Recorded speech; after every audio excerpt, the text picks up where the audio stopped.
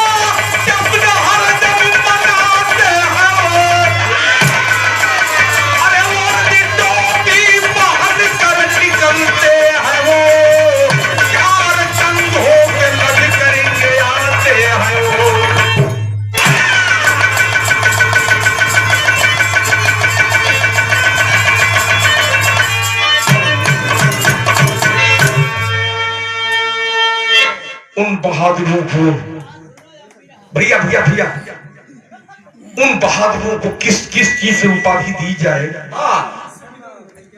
कम बढ़ जाएगा मित्रों। अरे उन्हें फौजी कहूं या सन्यासी कहूं, चार कंधों पे लद करके आते हैं वो। वाह हमारे देश का जवान, वतन का जवान रातों दिन मुस्तैदी से ड्यूटी करता है, तो हम आप गांव खेत खलिहान के लोग अमन चैन की नींद को सोते हैं, चैन से सोते हैं। देश के बहादुरों के लिए कवि की कलम संकेत करती है। मात्र 2 रुपया का कलम होला, मात्र 2 रुपया का कलम होला, कभी कभी किसी की जिंदगी को संवार देती है, तो वही कलम कभी कभी मौत का पैगाम लिख देती है। बाबू किस्सा स्वर्गीय रामदेव उस्ताद के झलक लगल देखा तो होत बाकी ना।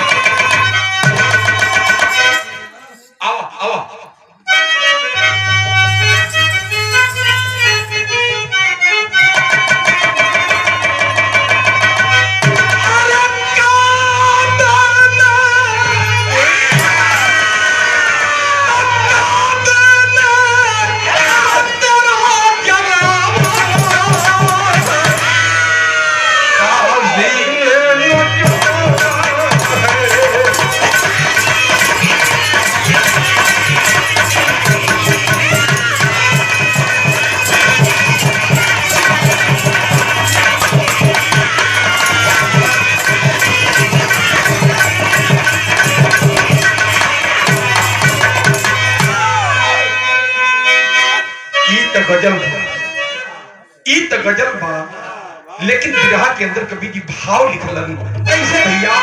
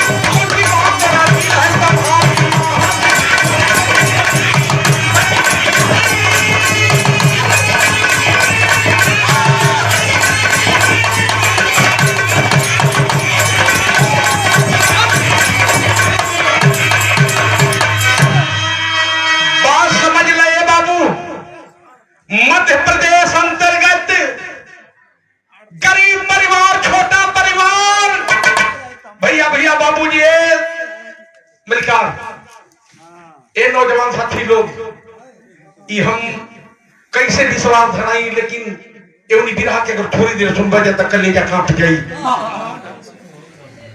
दौड़ के बाबू हो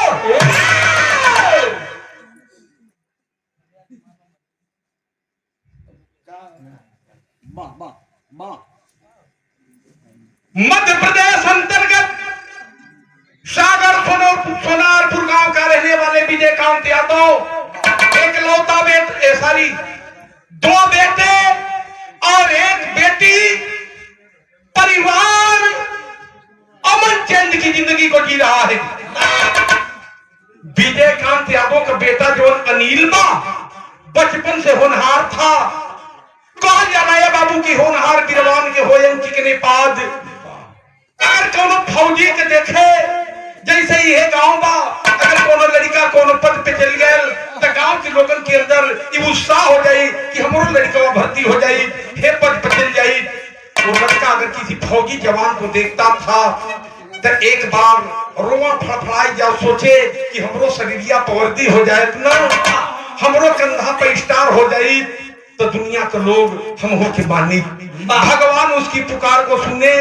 खुली भर्ती हो रही थी, इंटर को पास किया, हाई स्कूल को पास किया, खुली भर्ती चल रही थी मित्रों, उसी में जाता है, लाइन लगाता है और फौज में सेलेक्ट हो जाता है। फौजी जवान हो गया। विजयकांत यादव के अपार खुशी न था, हमार बेटा का सपना साकार हो गया। लड़का फौजी जवान अनिल अपने ट्रेनिंग पे जाता है, ट्रेनिंग समाप्त होती है, घर पे आता है। ऐसे ही आवल जायल वो लड़का का चालू हो गया। जब करीब 2-3 साल का दिन गुजर गया, आने जाने में एक दिन के बाद अनिल का बाबू विजयकांत यादव अपनी बेटवा के सालावत कहथन कि बाबू कहिया जाए के बाद कलक लड़कवा की बड़ा जल्दी जाई। बेटा रे तू फौजी जवान हवे, फौजी जवान का धर्म जानता लगा वो बाप बेटा को वार्ता चलत बा। एगो स्वर्गीय उस्ताद का झलक लगा, क्यों गीत लगी भैया।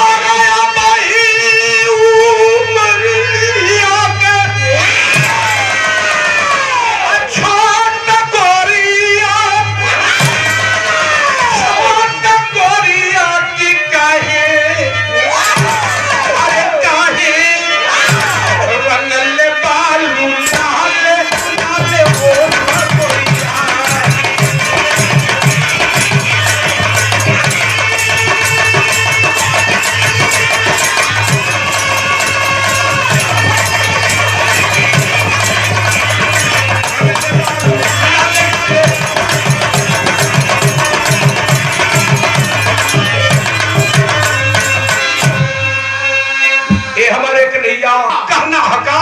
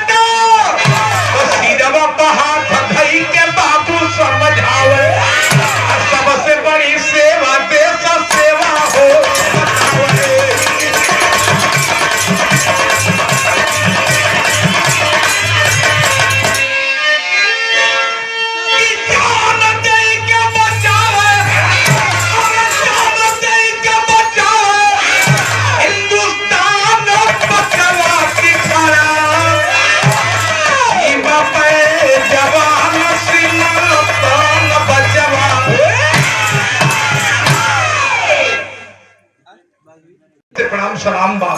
बाबूजी जब इतनी बतिया समझा के कहलन तो ओ समय लड़कवा कहलत के बाबूजी सुन ला लड़िकवा अपनी बाबूजी से कहलस कि जब तक माई बाबू, जब तक भारत माँ की सेवा में रह, अरे हिलब न कबो हिला के छोड़ब, हम दुश्मन का टोली बाबूजी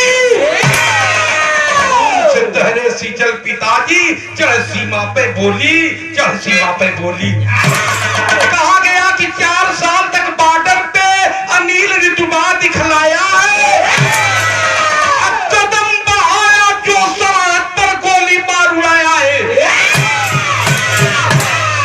अगर बाबूजी के उस सरहद पे दुश्मन दिखाई दे देला, ओके हम लोग जिंदा ना छोड़ी लजा। लड़का अपन सामान समेटत बा, सामान समेट के अब चाहत बा कि घरवा से निकली, तबले दुअरिया पर माई बैठल वाली, अब माई की अखिया से झरझर झरझर आंसू चलत बा। माई कहली ऐसे ही कबले, माई कहली ऐसे ही कबले, अरे तोहरो रूप देखा बाबू, ये टोपी वाला सिर पर सेहरा, बचवा कहिया देखब हम, बचवा कहिया देखब हम। टोपिया तू पहरे ले बड़ा अच्छा लगेला, लेकिन बेटा हमारा बड़ा शौक है ना, हमारो शौक होता के जन्मोले हैं कि तहरा के कहिया गुदिया में लेके आ चौका पे बैठती, कहिया तहरी सर पे सेहरा सजित, कहिया तहरी कर में कंगन बधी। यानी कवा कवा के पागल हो, अरे यही दिन तो इच्छा करे भाई, वही दिन शादी का रिश्ता तय कर दे, हमके खबर दे दी है, हम आ जाई। कहा गया मित्रों, इतना लड़का कह करके चला गया, लेकिन लड़के के बाबू विजयकांत यादव जी एगो रिश्तेदार आइल हमन, रिश्ता लेके रिश्तेदार के यहाँ अपनी लड़का का शादी तय कर दिलन। विजयकांत यादव, बताया गया कि 16 अप्रैल को शादी का दिन पड़ गया, 15 मार्च को तिलक का दिन रख दिया गया, वो लड़का चला गया, खबर भेज दी गए बाबू, बॉर्डर पे खबर चल गए। जब लड़का के पास खबर गई बा तो कुछ समय बीतत बा, लड़का काला के बाबूजी है, ए माई एगो बात सुन ले, लंबा छुट्टी लेके आई, जनवरी में हम चली आई, फरवरी रहब, मार्च में तिलक बा, 16 अप्रैल के शादी बा, तो हम लंबा छुट्टी लेके आई। घबराइया जाता नहीं, आप लोग कुछ सामान ले लिया जा, और कुछ सामान हम खरीदे में वो गीत लगी। भैया केवल गीत बा,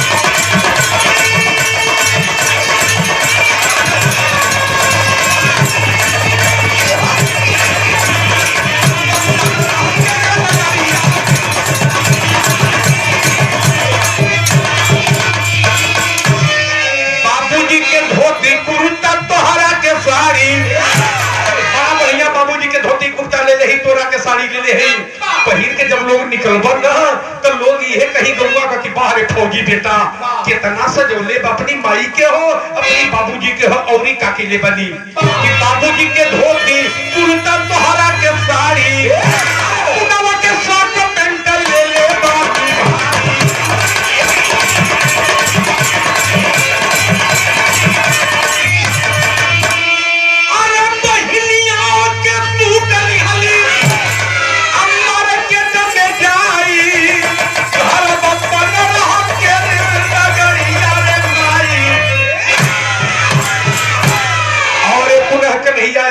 द्वारा बहुत बहुत बहुत नमस्ते प्रणाम सलाम कि घरवा न बाटे खुशी का ठिकाना डीजे बैंड का डीजवले बयाना।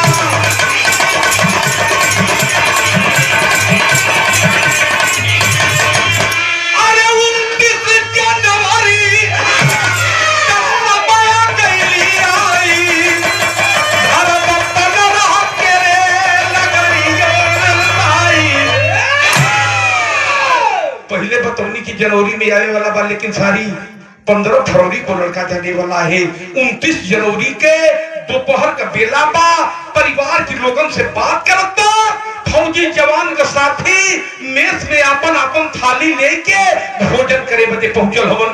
केहू रोटी ले ले बा, केहू चावल ले ले बा, केहू दाल ले ले बा। ए बाबू ई फौजी जवान बतिया कई के मोबाइलवा रख के अपन थाली जुही उठावत बा। तब तक मेरे मित्रों बताया गया कि सीमा के सरहद बहुत धमाका होता है, बम गोला बारूद चलने लगा। हमारे हिंदुस्तान के जवान अपनी अपनी थाली फेंक करके अपने अपने असलहे को लेकर के और उस आवाज की तरफ दौड़ते हैं। हमारे वतन का जवान अनिल भी अपनी हथियार को उठा करके जवानों के साथ आगे बढ़ता है और जवानों से आवाज देता है कि मुझे आगे बढ़ने दो, इसलिए कि मेरा अनुभव ज्यादा है। कहां कहां पे ये दुश्मन छिपे हैं, कहां कहां बैरक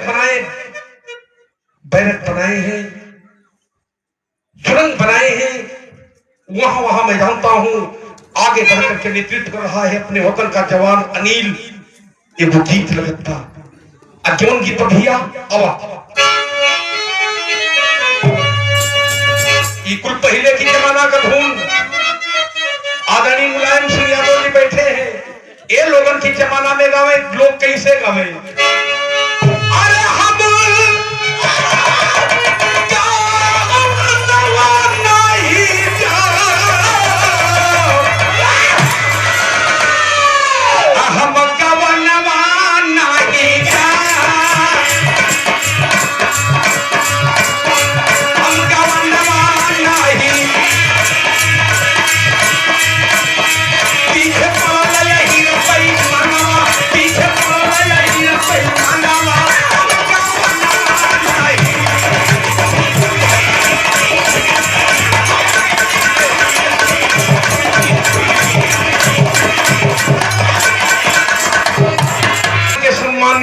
देखो बाबू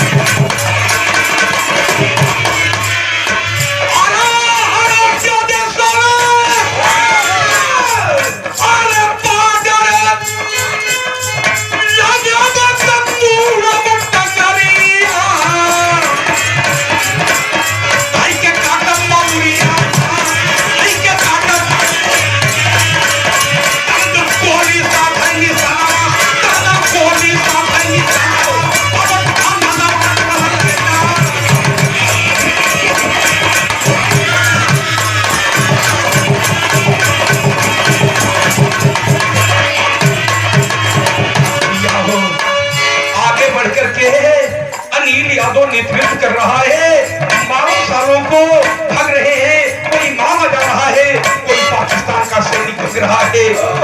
इतने में बाबू एक दुखद घटना होके जात बा, केवल घटना होके जात बा।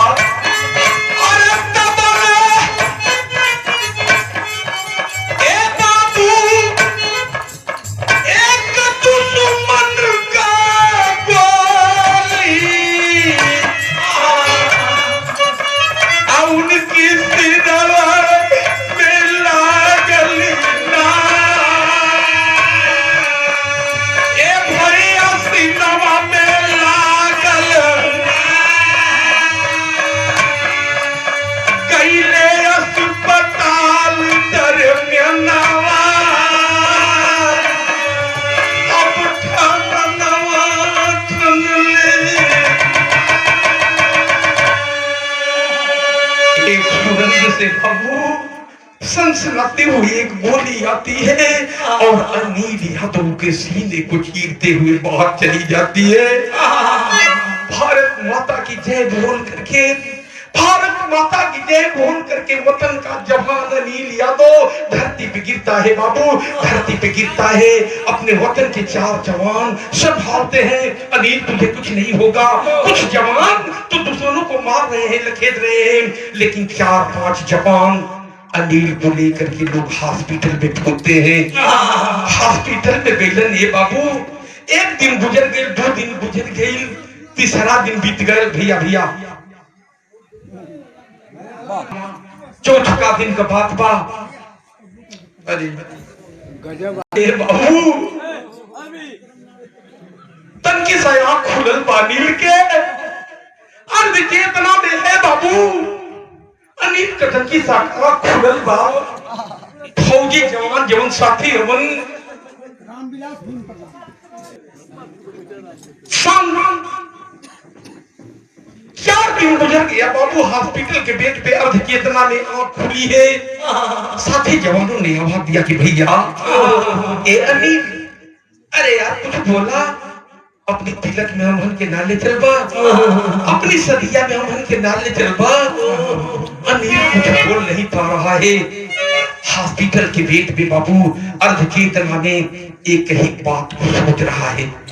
का सोचत बा? उस्ताद के झलक लगी विदेशिया।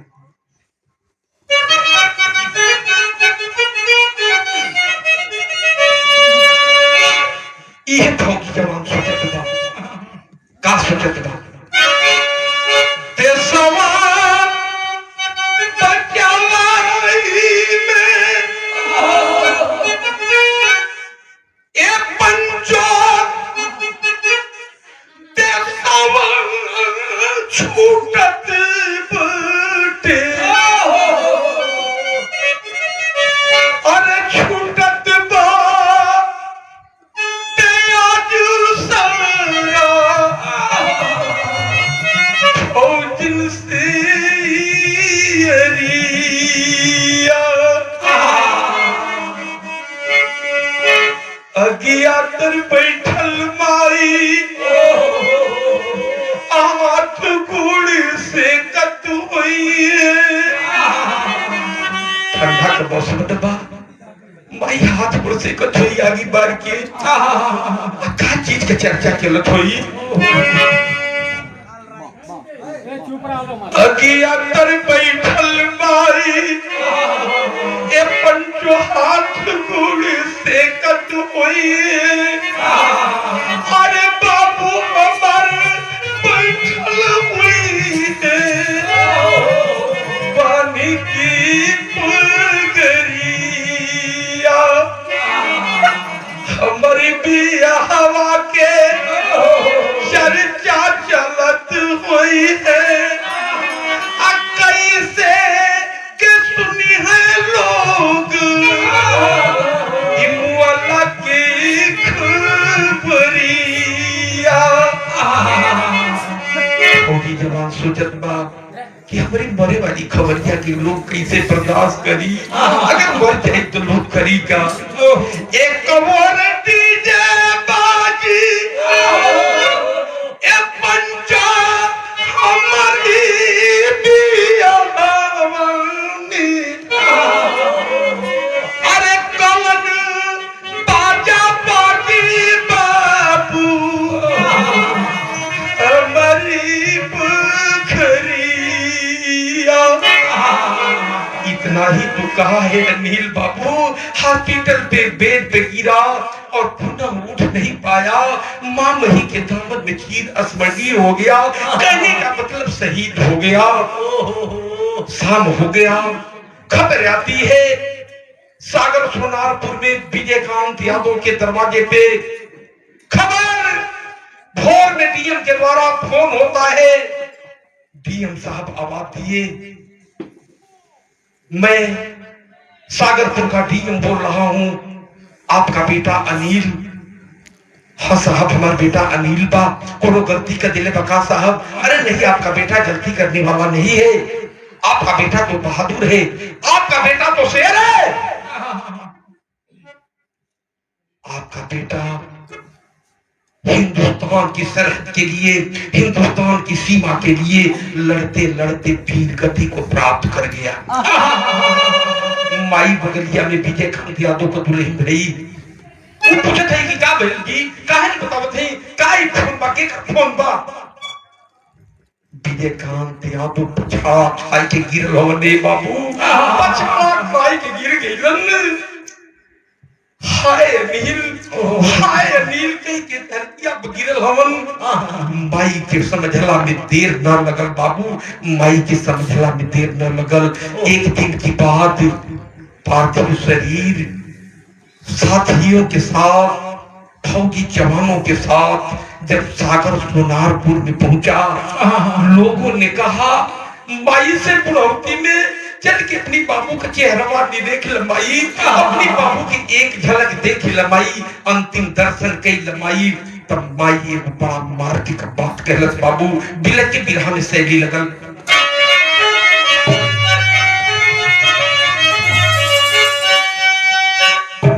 ये माई कहते बुढ़ौती बड़ी बिगड़ीला बचवा, अरे बुढ़ौती बड़ी बिगड़ीला, बुढ़ौती बड़ी बिगड़ीला बचवा, अरे काहे सजल सजावल पोथिया मोर।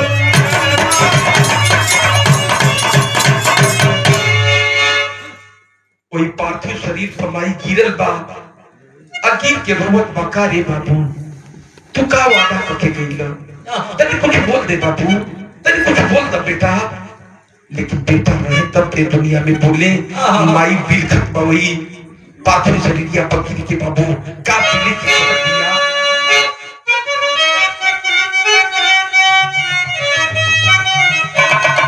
ये माई रोवत बा कि पिजड़ा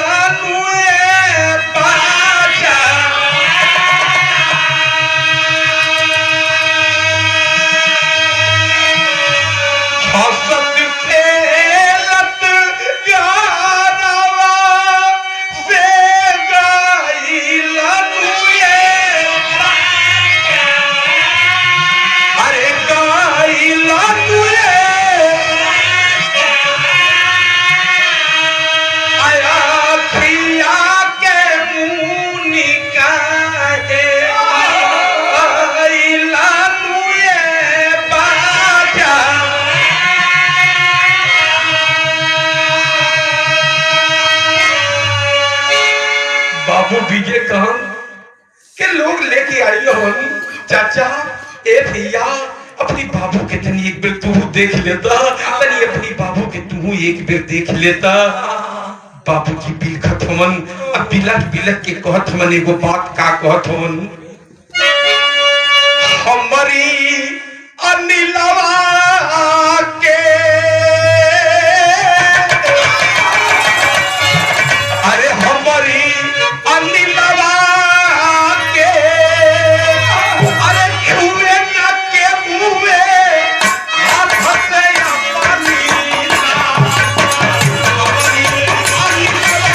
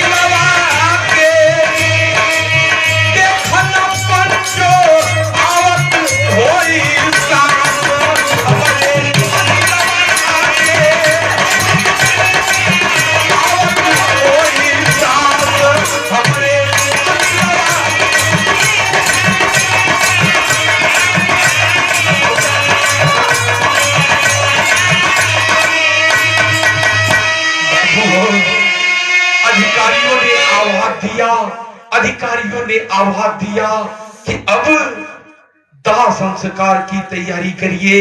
अनिल तो वीर गति को प्राप्त हो गया। बाबूजी बतावत हवन कि सोचले रहली की बियाह में, सोचले रहली की बियाह में अनिल के खूब सजाई हम। अब बचवा के लेके कैसे अस्मशान तक जाई हम। सोचले रहली वह बारात में बेटा का हमारी भाग जगी। आइए है बारात में पुत्र की ताब में बाप की हाथे आग लगी, बाप की हाथे आग लगी। अनिल वास्तव में बहादुर था, वतन का प्रहरी था। काश हमारे बाबू के बहादुर का हवा, हमारे बाबू के सच्चा सिपाही का हवा। ये साहब हमार बाबू हमारे कलेजा का टुकड़ा रहलन हो, हमार बाबू अपने कलेजा का टुकड़ा रहलन। दाह संस्कार की तैयारी करने के लिए बाबू इंकलाब जिंदाबाद, अनिल यादव अमर रहे नारे के उद्घोष के साथ लोग श्मशान घाट पे जाते हैं। लेकिन सुल्तान बाबू अबे जब बिरहा गजब मोड़ खेले जात बा श्मशान घाट पे अनिल यादव अमर रहे, भारत माता की जय, इंकलाब जिंदाबाद के नारे का उद्घोष हो रहा है। और मुखाग्नि देने के लिए हाथ में आगी को लेकर के विजयकांत यादव अनिल का बाबूजी अब आग लगही वाला बनत बिरहा में गजब न हो गए बाबू, गजब हो गए। आवा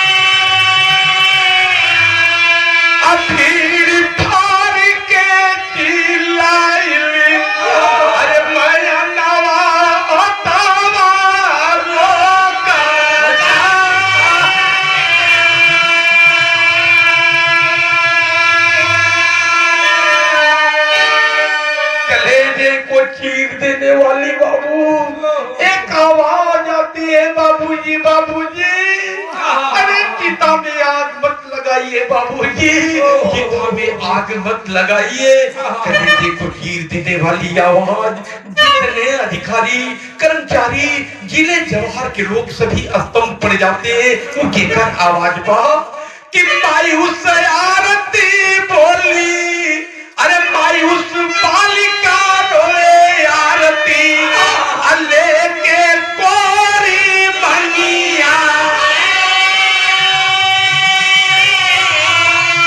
ऐसे कैसे छोड़ के जइबा, छोड़ के हमारी भगिया।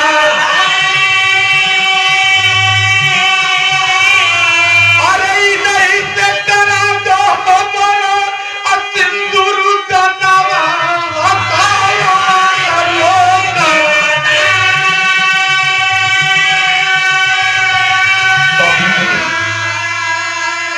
बोले शहीद हो गई बनन, मर गई बनन, हमके संतोष बा, लेकिन इनकी हथवा से हमारी मंगिया के सजवादा, हथवा से मंगिया सजवादा। वो औरी केहू के आवाज ना बा ये बाबू, जौना लड़किया से अनिल का सदिया तय बा ना, सदिया में तभी समय बा। अनिल का होवे वाली दुल्हनिया के जब मालूम भैल कि हमार होखे वाला पति ये धरती माई खातिर के शहीद हो गइलन, दुनिया के छोड़ के चल बसलन। हमसे आमने सामने तन्ना बात भैल रहल, कभी मोबाइल में से तब बात होगी, लेकिन बाहरे अनिल का प्यार, बाहरे अनिल का दुलार कैसे हम भुलाई गए बाबूजी कि भले शहीद हो गई बना।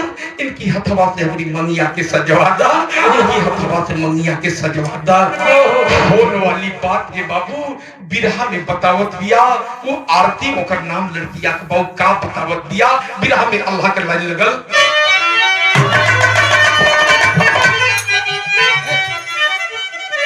और पुनः एक बार से नमस्ते प्रणाम सलाम करते हैं, स्वागत करते हैं, अभिनंदन करते हैं। बाबू देखा बिरहा में बतावत बा आमने सामने देखा देखी तना रहल, लेकिन फोनवे से बात हो गए। एगो काम पंचो आप लोग करी हा। अल्लाह में लाइन बतावत दिया था,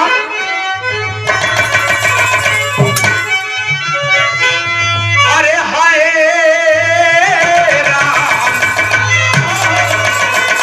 मनवा के मीत, अरे मनवा के मीत, मनवा के मीत हो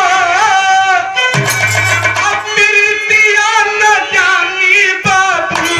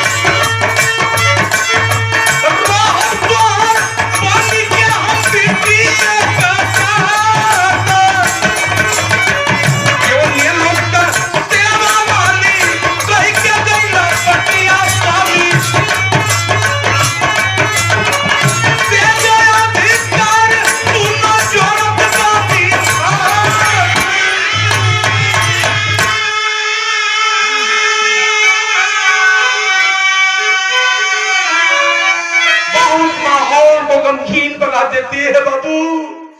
सभी लोग स्तंभ हैं, अवाक हैं। सब लोग कहत बा कि अरे बेटी तहार उम्र बड़ा लंबा बा, कैसी बात करत हो ना साहब। हमार स्वामी जो हमके अधिकार देते रहलन, माई बाबू के सेवा वाली उहे हमके अधिकार दिया जाओ। कोनो जरूरत ना बा, कोनो जरूरत ना बा कि हम इनकी घरवा में बहू बन के रहब। हम बेटी का भी जात बहू है, बेटी तय कहना बेटी का जात बन के रह ले, अपनी जिंदगी के बिता ले। लोगों के समझाने पे बुझाने पे मायके वालों लोग ले करके आरती को उसके घर चले गए। कैसो बड़ा गमगीन वातावरण में अनिल का दाह संस्कार तो हुआ मित्रों। 2-4-6 महीने का दिन गुजरा है। गांव जवार हितनाथ एक दिन के बाद इकट्ठा भइल हवन विजयकांत यादव की दरवाजा पे।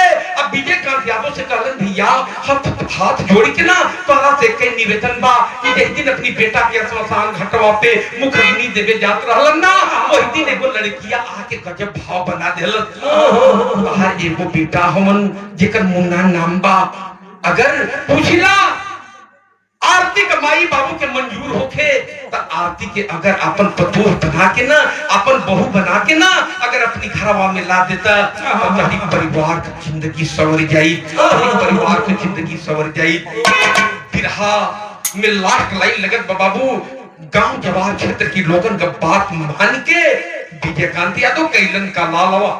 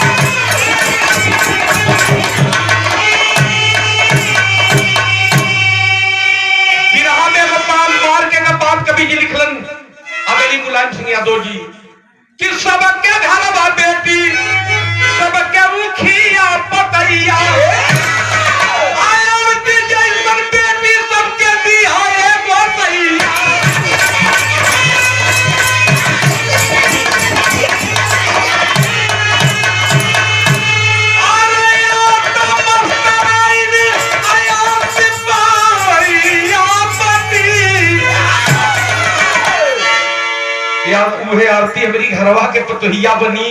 बाबू हई देखा होत क्या बा कि छोटका बेटा मुन्ना सर पे सिहारा सजाए, बिना दहेज आरती को पतोहिया बनाए।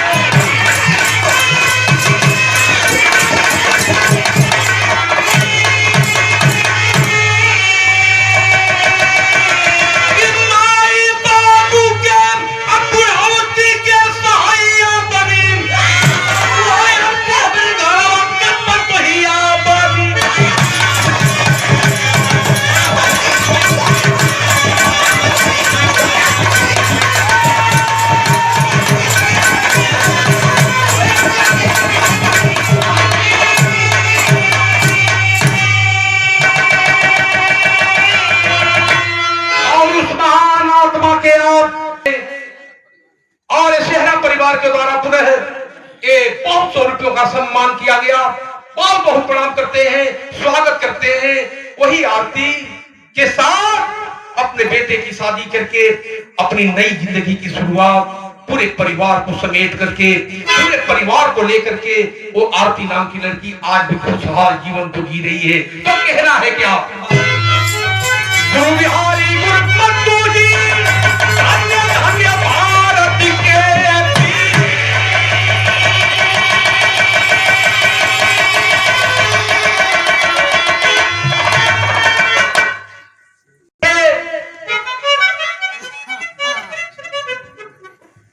तो हम लोग की